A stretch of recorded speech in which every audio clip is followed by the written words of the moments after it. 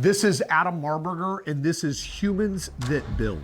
Real conversations with real people, not just about what they've built in the world, but what had to be built inside them first. No hype, no shortcuts, just humans doing the work.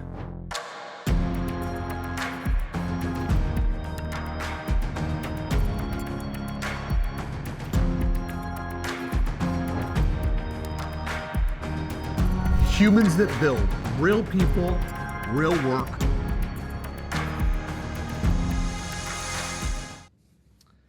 Welcome to Humans That Build. We have another amazing episode. In today's episode, we're here to inspire you and motivate you to do just a little bit more. And I've got the right guest to do just that. Welcome, my dear friend, Glenn Lundy. Welcome to Humans That Build. What's up, man? I appreciate you. Thanks for having me. I heard I'm one of your first, if not your first. And you know what they say, Adam? You always remember your first, buddy. Always remember your first. Hey, you know, they always say this, two's not a winner and three what? Say it again. Right? Two's not a winner and three nobody remembers. I think Nelly said that in one of his songs. That's right. So before we get into this, there's a lot I want to talk to you about. You got a story. It's one of those things right now. A lot of people see you where you are today, and they just look at a guy that, you know, from the surface level, successful companies, beautiful family, all the things, all the travel, but it wasn't always like that, no. Right? So tell us a little bit about your past, your upbringing. Where are you from?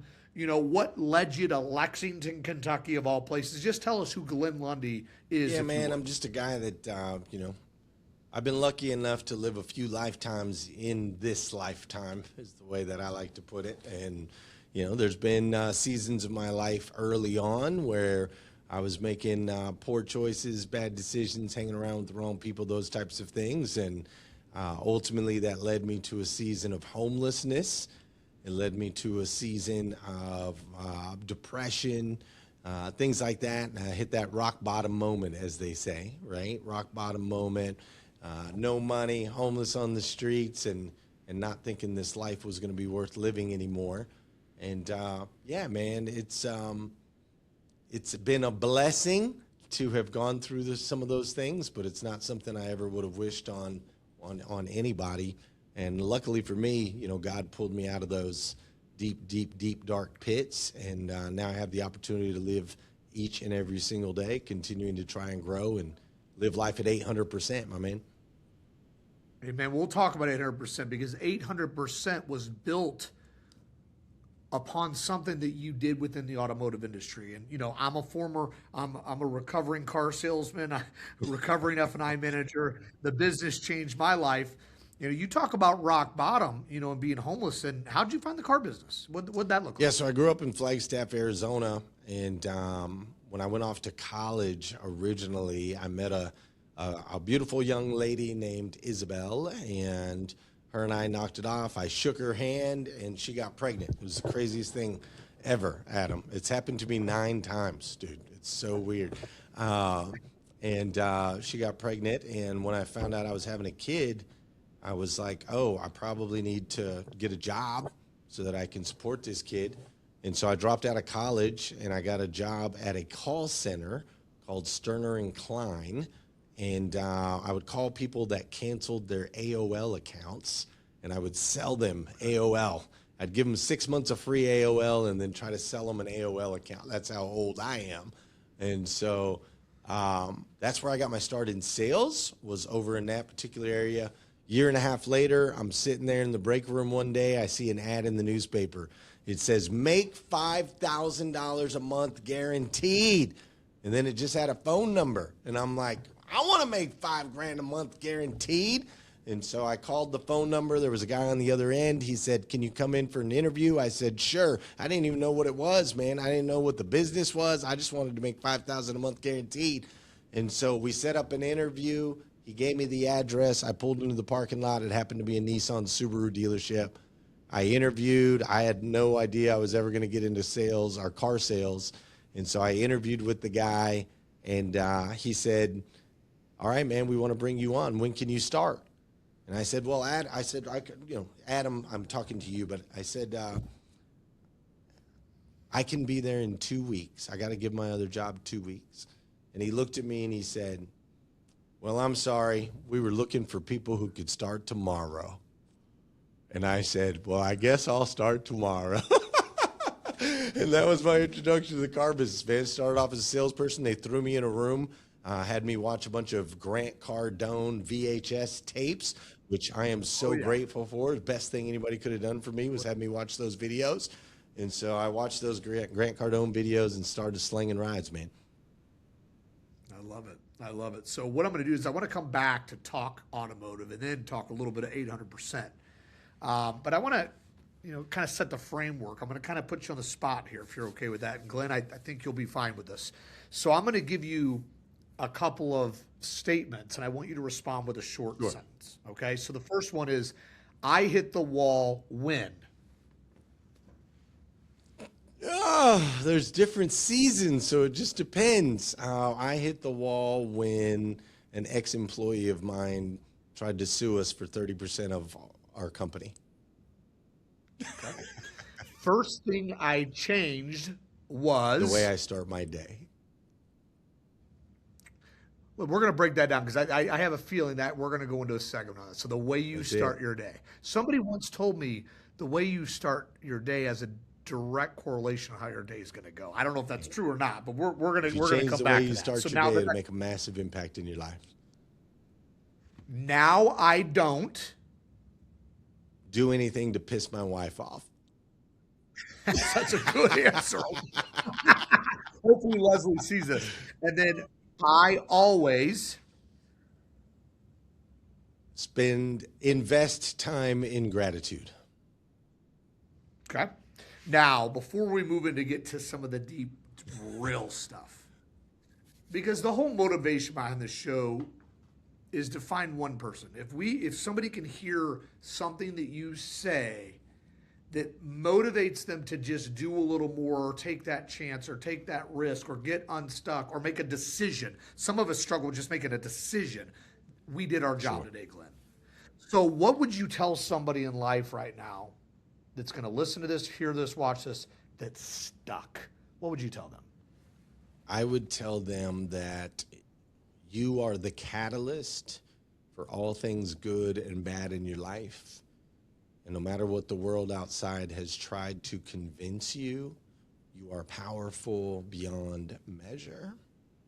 Point your eyes, your heart, and your spirit in the direction that you want to go. Put the blinders on and take that first step. I love that. That's beautiful. I love that. We're going to go back before we go forward because I really do want to talk about the morning routine type stuff because I know you're a big proponent of that. You had your setbacks. You were homeless. You were depressed. There was years of struggle. When was that moment where you could call it an aha or an oh yeah? When was that moment? Where were you? What was it like? Where were you? I'd like to know when you knew you were destined for greatness, where you knew that you could build what you're building today. Yeesh.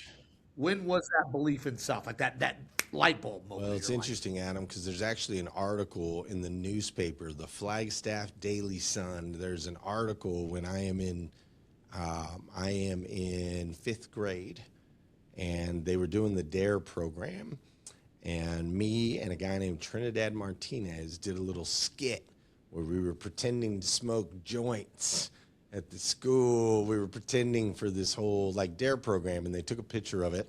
And the news person that took the picture thought that would be a great, eye-catching picture, 2 kids smoking a joint. And so after they took the picture, they interviewed me so they could have an article, obviously. And they said, what do you want to be when you grow up? And my answer was a millionaire. That was the answer. And they were like, well, no. Do you want to be a firefighter? Do you want to be a police officer? Do you want to be an engineer? What do you want to be? And I said, I don't care, man. Whichever one will pay me $1 million, bro. I want to be a millionaire. I don't care what the job is. I'm trying to be a millionaire. And so I always knew at a very early age that this was, the life that I ultimately had a desire to live. Now, unfortunately, the next, from that being in fifth grade, that next 20 years of my life, I pointed that desire to be a millionaire in the wrong directions, right? I was corrupt in a lot of ways. I was a liar, a cheater, a backstabber. I would steal from people. I broke the law. I went to jail 17 different times in my 20s. I always knew that I was destined for great things. I just didn't have a grasp of what the heck that really meant when I was younger. And it wasn't until, I got into my early 30s after being homeless that I started to realize, like, wait a minute, there's a good, productive, impactful, positively impactful way to be a millionaire, and then there's an ugly, destroying, chaotic, chaos way to try to be a billionaire. And I just like the more make a positive impact way better. I'd like to know, during that mess, I mean, what else can you call it? Going to jail that many times, and it was a mess. Who were some of the folks that helped you out of that mess? I'm curious. Like, who was there for you through that? Who were some of the mentors that you looked up to that handed you that lifeline to help? Well, I didn't have any, and that was really the problem. As far as mentors, coaches, so on and so forth, I was out on this island. I thought I was a lone wolf, right? I thought I was bad to the bone. I didn't need anybody. My mom was kind enough. She was kind enough to kick me out.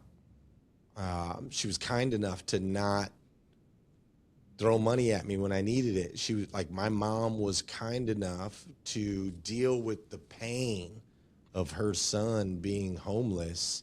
She was kind enough to do that. If she wouldn't have done that, dude, if she would have continued to just enable me, there's no way I'd be here where I am today. So she wasn't necessarily a mentor or coach or anything in that sense, but it was incredibly impactful that she loved me enough to let me fall down. She loved me enough to allow me to go through this forging of, that my spirit had to go through, forging in the fire, as they say. So I would give her a lot of credit for that. But there was a point, man, when homelessness became a deep depression, I had suicidal thoughts, and I decided I was going to take my own life. And so I was in La Jolla, California, and my intention was to swim out as far as I could after the beach had cleared. And once I couldn't swim anymore, I would just drown myself in the Pacific Ocean. And I attempted to do that. Luckily for me, God plucked me out of the ocean, taught me some very early lessons. And then the very next day, Adam, this was crazy. The very next day after I did that, there was a woman on the beach that was handing out Dianetics books, L. Ron Hubbard, Dianetics. And so she hands me this Dianetics book. And what I found out later, Adam, it's crazy. What I found out later is that woman was there every day that I was homeless. I had probably walked past her a million times. But because I was in such a stupid place, I wouldn't look for actually any answers or help. I thought I could solve everything by myself. I never saw her. But this next day, after attempting, to take my own life, she shows up with this book called Dianetics, and she says, "Hey, do you want to learn more about this?" And I'm like, "Yeah, sure." So she throws me in her car. She takes me to the Orange County Church of Scientology. At the Orange County Church of Scientology, they did an IQ test on me, found out that I was pretty high IQ. They gave me a job on the spot, put me on staff. One of the members of the church took me into her home and allowed me to sleep in her home. So I went from homeless with no job, with no direction, to roof over my head with a job, and this like crazy curiosity. What is this Scientology thing? And so in Scientology, they taught me a lot of things, man. They taught me that we are spiritual beings, which I know nobody ever wants to talk about that, but they taught me that we're spiritual beings. They taught me how to learn. They taught me a lot of the issues and traumas that I had in my life and why I was making the decisions I was having. And about 6 months into that, I started to realize that Scientology was not for me. I learned a lot through it, and I needed to go there, but it ultimately wasn't what was going to put me on the path of being the best version of myself I could possibly be. So from there, I started studying other religions, Catholicism, Buddhism. I just started studying religion a little bit, and ultimately, I came across this guy named Jesus, man. And when I started studying Jesus, the works and the life of Jesus Christ, something happened in me, and it was through his works that I ultimately found a connection to the spiritual side of myself. And that was the moment things really started to transform. Once I realized we are not just mind and body, but we are mind, body, and spirit, that's when things started to shift. Yeah, this is deep. I love this. I love this. Now, be honest with me, are we still getting up at 3:20 in the morning? Is that the time? 3:15? What time? What's the time? You get up at 3:50. Okay, let's talk. Why 3:50? Let's talk about this. So, why are you getting up at 3:50? I get up at 3:50 because my sleep cycles are roughly 2 hours and 10 minutes long. So all of us as human beings, we sleep in cycles. You go from light sleep to REM sleep to deep sleep, back to REM sleep, and back to light. And these cycles for most people are typically between 2 to 3 hours for each cycle. And so once I learned my sleep cycle, I learned that I can sleep 2 hours and 10 minutes, 4 hours and 20 minutes, 6 hours and 30 minutes, as long as I stay on those 2 hour and 10-minute increments, then when I wake up feeling rested, because I'm waking up basically when I'm in light sleep anyway. So I wake up, I already feel rested, I'm wide awake, I'm not groggy, I don't drink coffee, I don't drink caffeine, never have. And so I have 9 kids. I have a business that I run. I have a daily morning show that I do at 5:30 a.m. Eastern time, Monday through Friday. We're approaching 2,000 episodes of that show. And so for me, I go to bed at 11:30 at night. That way I get quality time with my wife, quality time with my kids, so on and so forth. I go to bed at 11:30 at night. 4 hours and 20 minutes later puts you at 3:50 in the morning. So I wake up at 3:50, and then I go into my morning routine. I write my show, I build my show, and keep going. Yeah, well, I'm gonna let's time out for a minute, because you share a lot Yeah. online, and I've spent a lot of time on your episodes, Rise and Grind, and you know what? No shame in it. We're in a different time zone. Your boy Adam Marburger, he ain't getting up at 3 I o'clock. totally get that. I will do 5, and I try not to. 5:36 is kind Yeah. of wheelhouse.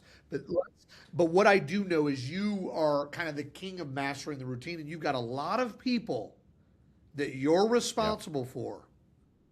You are responsible for so many individuals in the automotive industry, not just automotive, but a lot in automotive, for getting out of their own way, getting their butts up early with morning routine, with structure, with gratitude. So walk us through. Before we go into in deep talking about why you're doing this and why you're wanting the world to do it, talk about what does yours look like. Let's dial in your morning routine first. Yeah, daily morning routine. So there's 5 simple steps, I believe, to an extraordinary life. 5 simple steps. And I do these 5 simple steps every single day.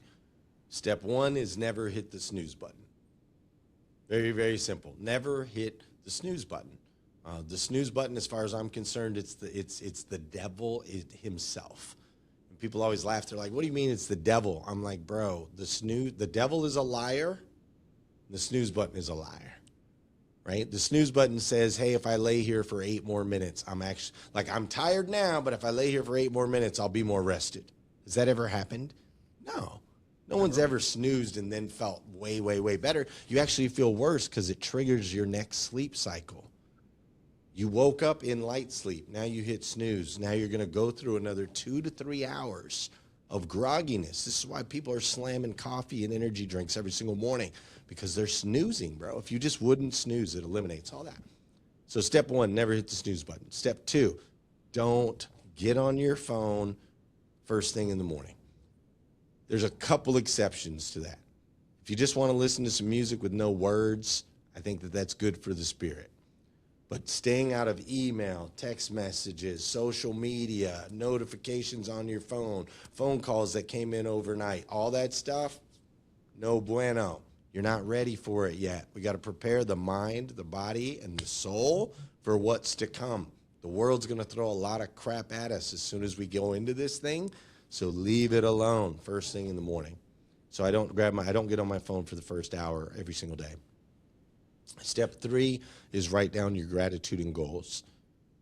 So every day I write down 10 things that I'm thankful for. I write down 3 goals for the day, 3 goals for the month, and 3 long-term goals. It sounds like 2 steps, but the reason I call it 1 step is I read a study that showed that 87% of adults know that they should write their goals, but yet only 13% of adults actually do. And I thought, why is that? If we know we should do it and we don't do it, there has to be a reason. And so I started thinking about it, and I was like, well, writing your goals can actually be a very negative experience. I wish I had a bigger house. I wish I had more money. I wish I was better looking. You're basically telling yourself that who you are now is not good enough. So what I found is if you start with gratitude, I'm grateful that I woke up with a roof over my head today. I'm grateful that my bills are paid. I'm grateful that my heart is beating and I have my health. And I want a bigger house. I want to make more money and I want to be better looking. Now the gratitude fuels the goals versus the goals being a negative, deprecating experience. 4th thing that I do is I take care of the physical. Some sort of exercise every day. Doesn't matter whether it's playing basketball, golfing, walking, running, lifting weights, jujitsu. Doesn't matter what it is, right? We just want to get our bodies in motion because an object in motion tends to stay in motion and an object at rest stays at rest. And then step 5 is to send out an encouraging message. So Adam, the first 4 steps were all about me. I'm being very selfish first thing in the morning, which is great because it's the only time I'm going to have all day before everybody's going to start pulling at me. So no snooze is for me. No phone is for me. Gratitude and goals is for me. Taking care of the physical, it's for me. But now that I've created this incredible, powerful energy, now I have a responsibility to release that positive energy out into the universe. So step 5 is to send out an encouraging message. Whether that be a text message, a phone call, a sticky note, go breathe something into your kid's ear, doesn't matter. Just release that positive energy out into the universe.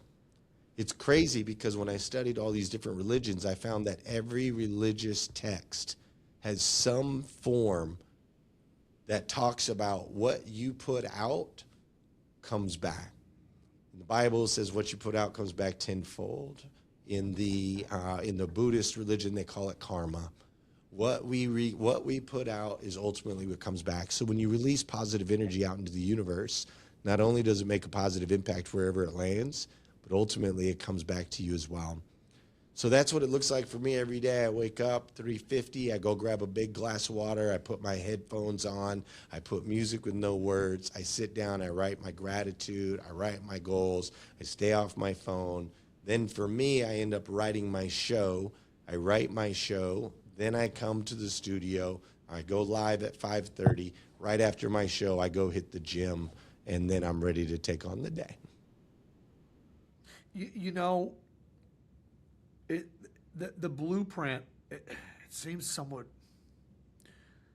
easy. Yeah, Like it I'm not is. like that's not too complex, right? Some of it is common sense. Some of it is not all. Some of it's common For sense. sure. Not everybody likes to work out, but we all know Yep. we should. You know, the things that changed my life the most, the gratitude, that definitely helps. But you taught me this years ago. You actually, I'm going to give you this. You taught me this.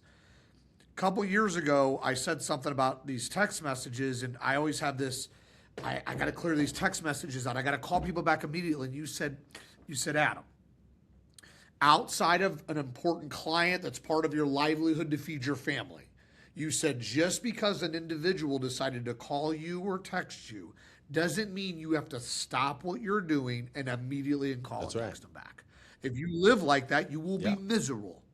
And ever since I stopped doing that, my anxiety levels have gone down. And then the morning, not checking your Facebook and Instagram and the notifications, that's a game changer. For those out there listening to this and get to hear this or watch this, That advice will No doubt. change your life. Your anxiety levels drop so much when you're not constantly chasing and serving That's right. everybody else's. Because our cup must be filled before we what? We That's right. fill other people's cups, right? I love that, Glenn. I love the fact that you've been able, because we're a part of an industry that needs to hear this stuff, right? We're a part of an industry. We've changed as an industry. We've changed. Dealers we're doing things the right way. We got a lot of Oh work yeah. to still do, but we've done a lot of work. You know, the days of guys showing up hungover, 10 minutes late, the idea of never training and developing their staff. Right now, we're getting to work early. We're coaching. We're loving. We're mentoring. You know, you got dealers that are taking their crew to the gym That's in the right. morning. There's Bible studies in dealerships now, That's right. right? There's all these things. So now let's go in. Let's switch gears. Let's talk about you and your business for a minute. You built a nice, Thank beautiful you. business. You and I have similar stories where we were in retail for a very, very, very, very long time. And we decided to exit retail about the same amount of time. I'll never forget taking a picture of my daughter's soccer game. I took a selfie, and then you sent one right back. You were That's watching right. soccer. It's Saturday, and we're at the soccer field. Yep. What? Right? But it wasn't that easy, though. So a lot of us will look and say, oh, Adam and Glenn, oh, they're traveling. They're doing all this cool stuff. They're at the conferences. They didn't see our bank accounts and they didn't see what we had to go through, right? So everybody might saw that Glenn Lundy's on top, but let's talk about what the first 24 months at 800% look like. Tell me a little bit about, A, why did you decide to build this behemoth of a company that you have now? Talk to me a little bit about the beginning. What were some of the challenges and setbacks that you're not afraid to talk about? I'd Yeah, love to sure, hear that. man. When I first left retail, it wasn't. I did not plan on building 800%. That wasn't. I had no plan when I first left retail. God called me to something higher, and I made a decision to quit my job. My wife was 9.5 months pregnant. I was at the top of my game. I was at the second largest used car volume franchise dealership in the United States of America. I was killing it. I was the face of the dealership. We had grown 800%. I was making $1 million a year. Like, I had no desire to leave, but then God called me on a different path. And I've learned, like, I lived like Jonah before, trying to run away from God's calling, and ended up in the belly of the whale. So I don't do that anymore. And so I left, and I had no plan, man. But what I ended up doing is I just was like, okay, well, I'm just going to go put myself in rooms with other, like, dealers and stuff, and we'll just kind of figure out what happens. So I started traveling all over the United States doing in-stores, and people pay me $10,000, come in for the day. I'd do an in-store, and I'd fly in Tuesday night so I could be there for the meeting Wednesday morning, and then be all day at the store. And then the dealer, at the end of the night, the dealer would feel like he needs to take me to dinner, and so he'd be calling his wife, honey, I'm not coming home tonight. This guy Glenn's here. I got to take him to dinner. And the kids are in the background, but Daddy, please come home. And then well, I got to go to dinner. And then he feels like he's got to take me to dinner, and then we go to dinner, and then the next day I travel back, and so on and so forth. And then I send them a list, and I'm like, here's the 20 things that we need to do. And they're like, oh, this is amazing. This is so cool. This is incredible. And then I follow up 2 weeks later. I'm like, how are things going? They're like, Glenn, this is amazing. It's incredible. And then I follow up 2 weeks later. I'm like, how are things going? They're like, oh, things are good, right? And then I follow up 2 weeks after that, and I'm like, how are things going? And they're like, yeah, we're not doing any of that anymore, right? And so here I was taking 3 days to do an in-store, and I'm showing these guys where their growth and opportunity is, and 6 weeks later, it was all a waste of time, effort, and energy on both our parts. And so after doing that for like a year, which you're super fuzzy, so I don't know if you're still there. Oh, no, I'm here. I've got you. I hear you, Rod. This will be edited out too. Can you hear me, Glenn? You're like zapped out. Hold on a second. Hold on a second here. Okay, now you're starting to come back. All right. I think we're good. I think we're good. Continue. Sorry about that, buddy. Were you able to hear all that? I can hear it, yeah. All right. Okay. So after a year of that, I was like, dude, this is stupid. Like, this is dumb. And this is what everybody around me was doing, just so you know. This is what the Lisa Copelands of the world had been doing, the Shaka Dysons of the world had been doing. Like everybody I knew, this is what they were doing, man. Just road warrior and going in stores, road warrior going in stores, road warrior going in stores. And I just looked at it and I'm like, dude, this doesn't work. It doesn't work because there's no accountability long term. You can't change anything in 30 days, bro. It takes 67 days before something becomes easier to do than not do. So it was just a big waste of time. And so I sat there thinking about it and I'm like, all right, what do they need? They need accountability. What do they need? They need the strategies. What do they need? They need a community. They need a community of other dealers that they can work with. And they don't need a 20 group every 3 months because that's not going to cut it. They need to be able to connect with other dealers all the time. What do they need? They need, the proper training and the proper ideas on how to scale and grow. And so once I was like, okay, this is what they need, then I was like, well, how can we do this more efficiently? Well, why don't we use the technology that exists today? How about we use a Zoom and we just get everybody in a Zoom because then they have community. I teach them the things they need to know so they get the strategies. I hold them accountable to execution because we're meeting every single week and I'm going to embarrass you if you don't do what it is you said you were going to do. We're going to be together more than a month or 2 months or 3 months. We're actually going to be together for a very long period of time so we can actually make some shit happen. And you don't even have to tell your wife that you're not coming home because you're taking me to dinner because we're just going to be on a Zoom call for an hour. Right? There you go. And so I actually, once I was onto that, I'm like, all right, cool. So I did a 2-day workshop. I just invited a bunch of dealers to come out here and I poured into them for a day and a half. And halfway through the second day, I was like, here's what I'm doing. It's going to be a membership. We'll jump on live Zoom calls every single week. You're going to pay me a monthly subscription fee. Instead of paying me $10,000 a year, why don't you just pay me $1,500 a month? We'll call it good. Or $10,000 a visit. Why don't you pay me $1,500 a month and we'll call it good? And I had 15 dealers in the room and 12 of them signed up right there that day as soon as I launched it. And so I went from having no revenue, no income, no idea what the heck I was doing to, all of a sudden I had $30,000 a month in income coming in. And I called my wife after. I said, well, that worked, and then from there, I just kind of had to figure it out. So fast forward, now it's live Zoom calls, one-on-one coaching calls. I got a team of 12 people. We do retreats and events and in-persons, and we have a whole virtual platform, 2,000 hours of videos, so it's evolved very much, but it all started with common sense, really. Like, how do we simplify this process and actually make sure we're getting a result versus everybody wasting each other's time and freaking, jerking each other off and nobody's getting anything in the end. So that was the journey, man. And you built too.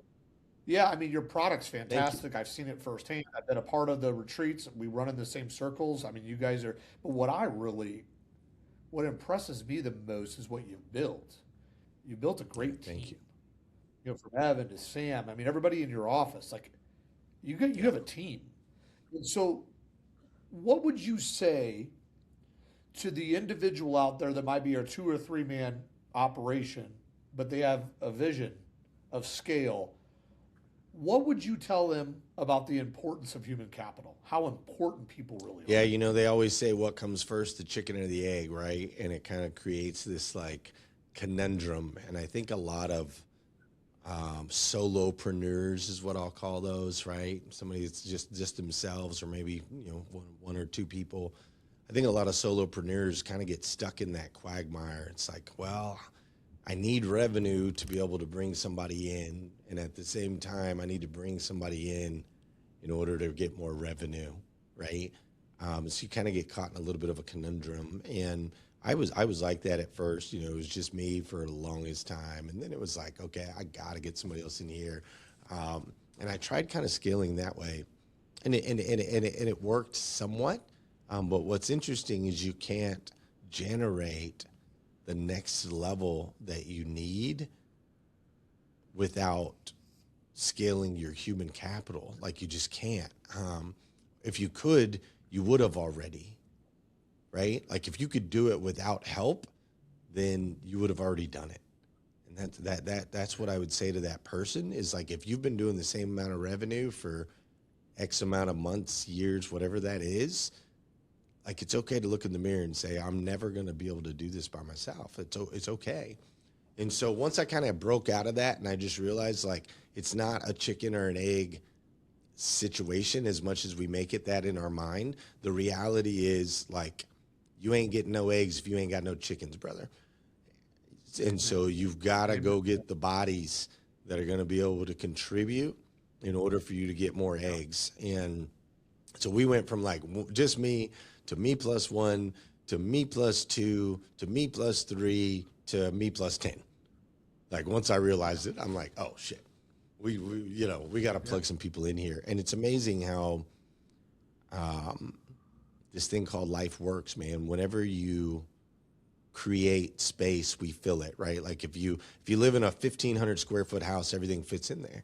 And then you get a 3,000 square foot house and you're like, oh, we have so much space. And 6 months later, it's full, right? And then you get a 6,000 square foot house and you're like, oh, we have so much space. And then 3 months later, it's full, right? Just naturally it gets full. And so when you expand your team, all of a sudden, dude, deals and opportunities and partnerships and relationships, like everywhere, the space just gets filled to where you're busting at the seams again, before you know it.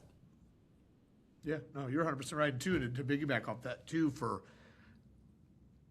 the whole point of making an impact to somebody out there that really needs it, is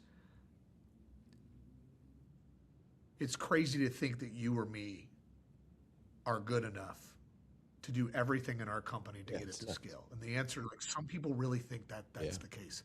I really thought, full disclosure, I thought I was good enough. I thought that Adam Marburger could take Ascent Dealer Services, build it, scale it, sell it, no problem.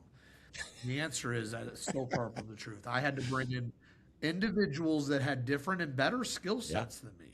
And I had to make a decision to put them in place and give them autonomy, and me get out of the way and let them do them. And by doing that, we grew our company. I know that's the same thing you're doing at your company too, Glenn. Here I'm going to ask you one final question. We'll land the plane, because I know we're getting short on time here, and we can talk.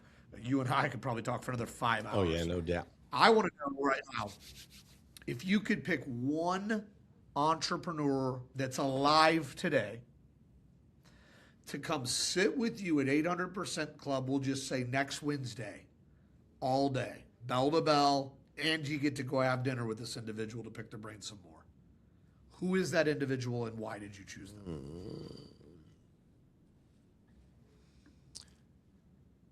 I don't know, Adam. I have been very blessed in my life to have incredible friends, incredible mentors, incredible coaches now. It wasn't the case, 20 years ago, but I have that now. And so many of them have made a big impact in my life. Grant Cardone is a very dear friend of mine. And I've had lots of opportunities. I flew with him from Miami to LA on his plane, just me, him, and his daughter. It was pretty amazing. Danelle Delgado has become such a good friend of mine, and she's so incredibly impactful every time we have a conversation. Dave Meltzer has made a big impact in my life in so many ways. Les Brown, him and I got to be real good friends. Eric Thomas, same thing. And so when you ask that question, it's kind of like, I'm still learning from all of them, I think, to where I get the question, like, who's that person that we would love the opportunity, but I'm already getting those opportunities. Like, the people I want to sit with, I'm already sitting with, I guess is what I'm trying to say. You know what I'm saying? Like, I'm already sitting with them, and I've already built relationships with them, and it's incredibly impactful. And until the student outdoes the sensei, I don't want to convolute it by adding anybody else up in there, because you can get crazy listening to too many voices. You sure can. Like, you got to figure out which voices work for you, and then you've got to squeeze every freaking ounce of juice out of that lemon that you can get. And so I guess if I had to answer, I'd say let's put Grant, Danelle, Dave, Eric, and Les all at the table at the same time, All of them. and that's Yeah. a day, that'd be a hell of a day right there. That would be a high ticket table to be Yeah, at right there. So no let's doubt. do this, Glenn. How do, for those that don't know you, and we're gonna this podcast, hopefully, goodness gracious, God knows where it's gonna go right. and head, but how do people find you that don't know you? What's the best way to communicate with you, connect with you? How do people find Yeah, you Glenn can go to Lundy? 800%.life, man. Go to 800%.life, and you can connect all the ways, man. The morning routine you and I talked about, you can download a free ebook on that. We have an app that you can use for the morning routine. It's free that you can connect with that. I've got books and social media channels and all the things, but it's all housed right there, 800%.life. Come connect in whichever way works best for you. Love it. Well, Glenn, as always, awesome seeing you. I know I'm going to see you in beautiful Las Vegas in a few weeks. You and I got plenty of work to do. I appreciate you spending some time with us, pouring into this community. And thank you all for tuning in to Humans That Build. And we'll be back sooner than later with another episode with another superhuman ready to pour in. You all have a blessed day. Humans That Build, real people, real work. See you next time.